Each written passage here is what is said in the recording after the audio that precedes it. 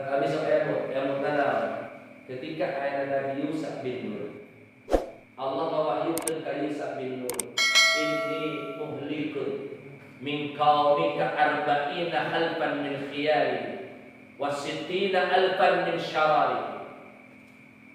Qala ya Rab haula'ul ashrar wa ma balul ahya. Qala innahum lam yaghdabu bi ghadabi wa akaluhum wa syarabuhum.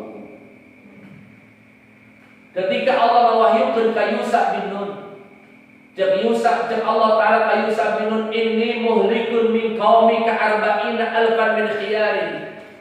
Wahai Yusuf bin Nun, inni muhlikun min qaumika, kuring bakal ngarusak di kaum anjeun. Arba'ina alfan min khiyarihim, 40.000 aya jelema-jelema alus di kaum anjeun. Wasitina alfan min syararihim, 60.000 jelema-jelema gelok di kaum anjeun diruksak wae kabehana ka Allah.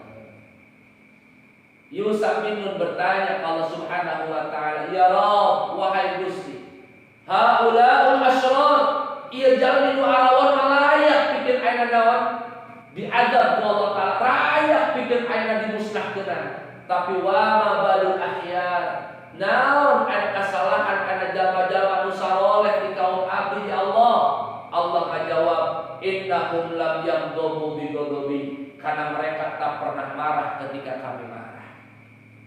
Mereka tak pernah ada marah ketika kami dimaksiatan ku jelema-jelema nu garelo Allah Taala. Bahkan wa aqaluhu wa syarabuhu, jelema nu aralus justru ngadon barang babarengan barang dahar babarengan aya ngaridu.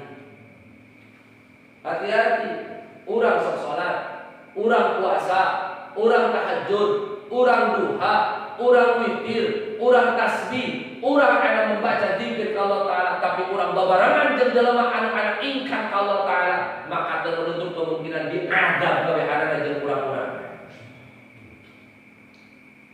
Padahal hati-hati, hati-hati kalau urang sadaya, hati-hati.